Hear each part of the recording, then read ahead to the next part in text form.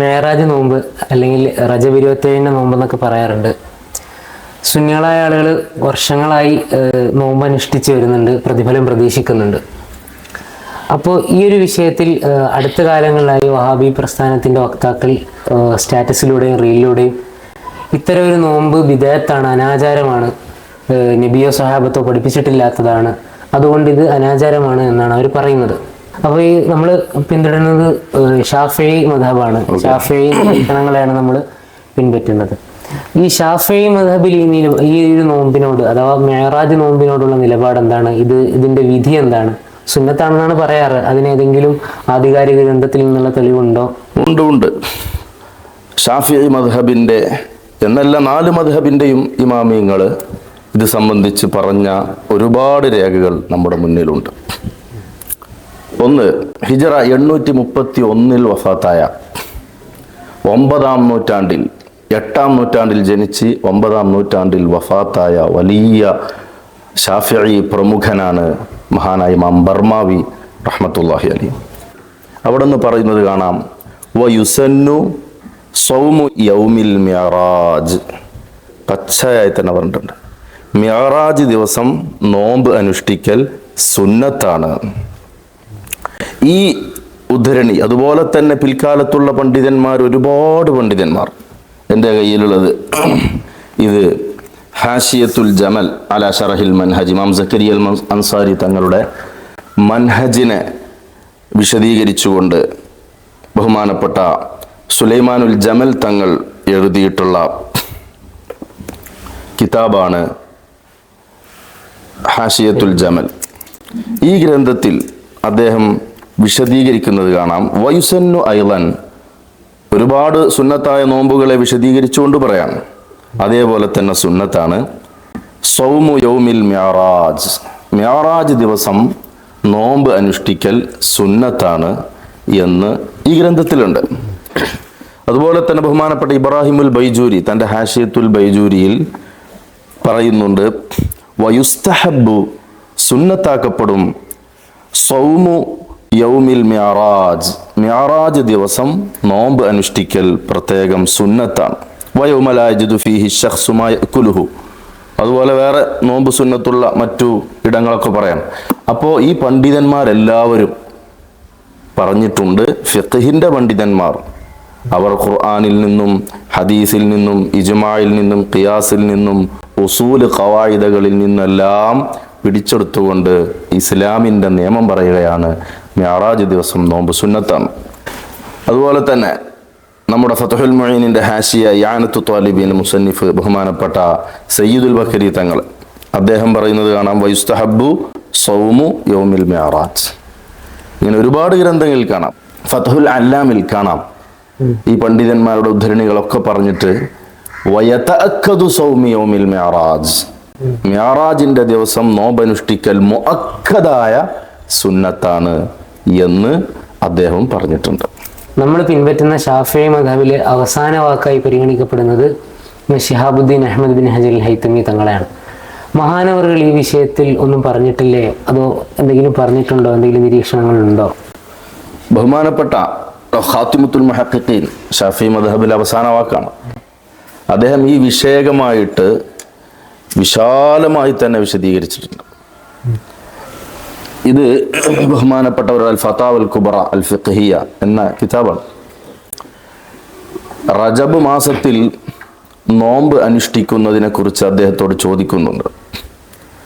അതിൽ ഒരുപാട് ഹദീസുകൾ ദഈഫാണല്ലോ, ചില ആളുകൾ ആ ഹദീസുകളെ കുറിച്ച് മുഴുവൻ മൗദൂആയ നിർമ്മിതമായ ഹദീസുകളാണ് എന്ന് പറയുന്നുണ്ടല്ലോ, അന്ന് നോമ്പ് അനുഷ്ഠിക്കൽ പ്രത്യേകം സുന്നത്തുണ്ടോ എന്ന ഒരു ചോദ്യത്തിന് മഹാനവറുകൾ നൽകുന്ന മറുപടി ഫതാവുൽ കുബ്രയുടെ 2-ാം വാള്യം അതിൻ്റെ 54-ാമത്തെ പേജിൽ വിശദമായി പറയുകയാണ്. ഈ ഹദീസുകൾ മുഴുവനും ഫളായിലുൽ അഅ്മാലുകളിൽ പരിഗണനീയമായ ഹദീസുകളാണ്. അതുകൊണ്ട് തന്നെ അന്ന് നോമ്പ് അനുഷ്ഠിക്കൽ പ്രത്യേകം സുന്നത്താണ്. അതുകൊണ്ട് തന്നെ മിഅറാജ് ദിവസവും അതുപോലെ തന്നെ റജബ് മാസം മുഴുവൻ തന്നെയും നോമ്പ് അനുഷ്ഠിക്കൽ പ്രത്യേകം സുന്നത്താണെന്ന് മാത്രമല്ല, അതിൽ വന്നിട്ടുള്ള ഹദീസുകൾ ലഈഫാണ്. അദ്ദേഹം പറയുന്നത് കാണാം, സുമ്മ ഖാല ഇസ്നാദുഹു ലഈഫുൻ. ലഈഫായ ചില പരമ്പരകളാണ് ഹദീസുകളിലൊക്കെ നമ്മൾ ഇപ്പോൾ കാണുന്നത്. പക്ഷേ അദ്ദേഹം പറയുന്നത് കാണാം, വഖദ് തഖററ അന്നൽ ഹദീസ ലഈഫ, ലഈഫായ ഹദീസ്, വൽ മുർസല, മുർസലായ ഹദീസ്. ഹദീസ് നിദാന ശാസ്ത്രം പരിചയമുള്ള ആളുകൾക്കറിയാം ഹദീസിന്റെ വിവിധ ഇനങ്ങളെ കുറിച്ച് അദ്ദേഹം പറയാൻ. മുർസലായ ഹദീസ്, മുൻഖത്തിയായ ഹദീസ്, മുഅ്ദൽ, മൗഖൂഫ് തുടങ്ങിയിട്ടുള്ള ഹദീസുകളെല്ലാം അത് യുഅ്മലു ബിഹാ, അതുകൊണ്ട് അമൽ ചെയ്യപ്പെടേണ്ടതാണ്. ഫി ഫളായിലിൽ അഅമാൽ, ഇത്തരം ഫളായിലുൽ അഅമാലുകളിൽ, നോമ്പ് പോലത്തെ സുന്നത്തായ കർമ്മങ്ങൾ പോലത്തെ ഇത്തരം കാര്യങ്ങൾ, ശ്രേഷ്ഠതകൾ വിവരിക്കുന്ന ഈ ഹദീസുകളെല്ലാം യുഅ്മലു ബിഹാ, അതുകൊണ്ട് അമൽ ചെയ്യപ്പെടേണ്ടതാണ്. ഇജ്മാഅൻ, ഈ വിഷയത്തിൽ പണ്ഡിതന്മാരുടെ ഇജ്മാ ഉണ്ട് എന്ന് പറഞ്ഞിട്ട് പറയാണ്. വലാ ശക്ക, ഒരു സംശയമില്ല, അന്ന സൗമ റജബിൻ മിൻ ഫളായിലിൽ അഅമാൽ, റജബ് മാസം മുഴുവനും നോമ്പ് നോൽക്കുക എന്നുള്ള ഫളായിലുൽ അഅമാലാണ്. ഫയക്തഫി ഫീഹി ബിൽ അഹാദീസിൽ ലഈഫ, ഹദീസ് ലഈഫുകൾ കൊണ്ട് തന്നെ അത് മതിയാകുന്നതാണ് എന്ന് പറഞ്ഞുകൊണ്ട് ബഹുമാനപ്പെട്ട ഇബ്നു ഹജറുൽ ഹൈതമി തങ്ങളുമടക്കം ഈ വിഷയത്തിൽ ആധികാരികമായിട്ട് തന്നെ സംസാരിച്ചിട്ടുണ്ട്. അതുപോലെ ഈ ഒരു വഹാബി പ്രസ്ഥാനത്തിന്റെ വക്താക്കൾ അല്ലെങ്കിൽ അവാന്തര പ്രസ്ഥാനത്തിന്റെ ആളുകൾ പറയുന്നത്, ഹാഫിദ് ബിൻ ഹജർ അസ്ഖലാനി റഹ്മത്തുള്ളാഹി അലൈഹി തന്റെ തബീനുൽ അജബ് ബിമാ വറദ ഫീ ഫളീൽ റജബ് എന്ന് പറയുന്ന ഗ്രന്ഥത്തിൽ പറയുന്നുണ്ട്, ഈ ഒരു മേറാജ് ദിനത്തിനുള്ളൊരു നോമ്പ്, ആ നോമ്പ് അനുഷ്ഠിക്കാനുള്ളൊരു പ്രത്യേക അതിന് പ്രാപ്തമായൊരു സ്വഹീഹായ ഹദീസ് വന്നിട്ടില്ല എന്ന് അദ്ദേഹത്തിന്റെ കിതാബ് പറയുന്നുണ്ട്.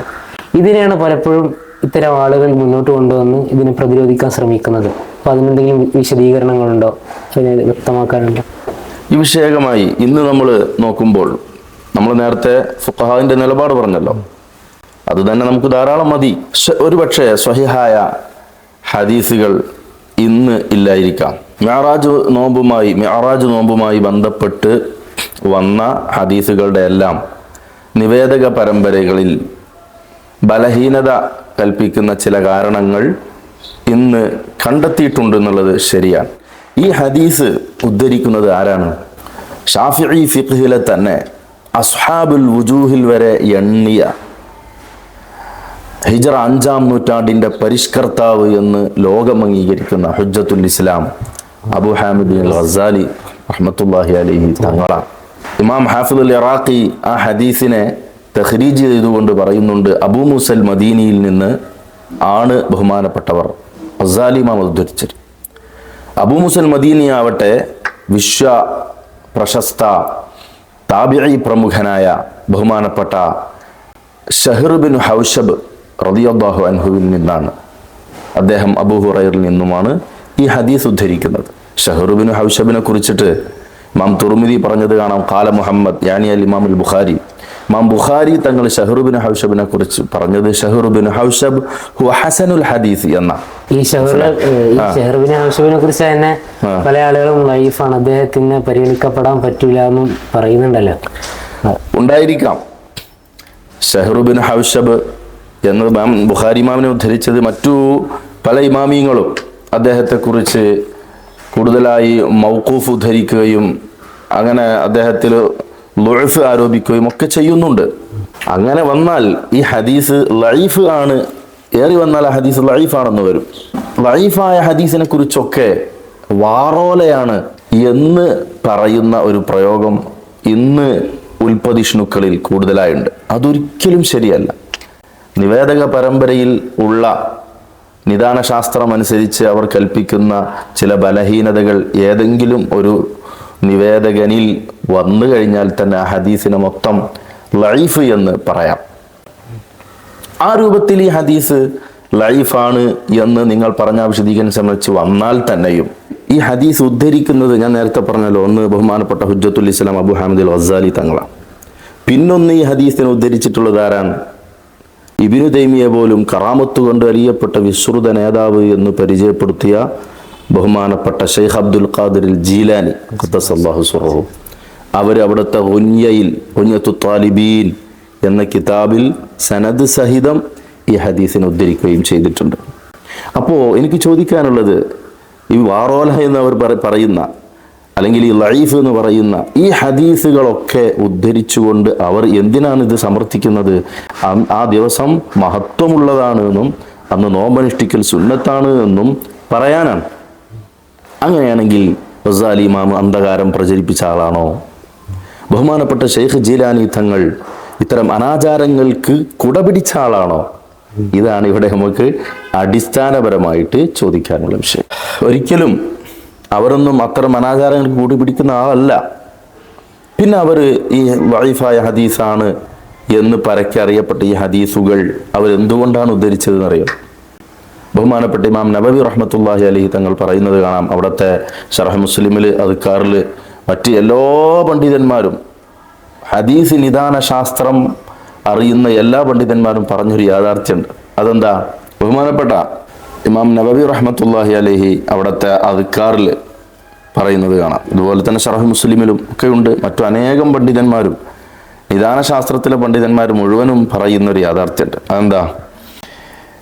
ഖാലൽ ഉലമാഉ മിനൽ മുഹദ്ദിസീന വൽ ഫുഖഹാഇ വഗൈരിഹിം, ഹദീസ് പണ്ഡിതന്മാരും കർമ്മശാസ്ത്ര പണ്ഡിതന്മാരും അതല്ലാത്ത പണ്ഡിതന്മാരെല്ലാവരും പറഞ്ഞത് യജൂസു വയുസ്തഹബ്ബു, അനുവദനീയമാണ് എന്നല്ല സുന്നത്താണ്, അൽ അമലു ഫിൽ ഫളാഇലി, ഇത്തരം ശ്രേഷ്ഠതകൾ പറയുന്ന വിഷയങ്ങളിൽ അമൽ ചെയ്യാവുന്നതാണ്, വത്തർഗീബി ബിൽ ഹദീസിൽ ലഈഫ്, ലഈഫായ ഹദീസുകളെ കൊണ്ടും അമൽ ചെയ്യൽ സുന്നത്താണ് എന്നാണ്.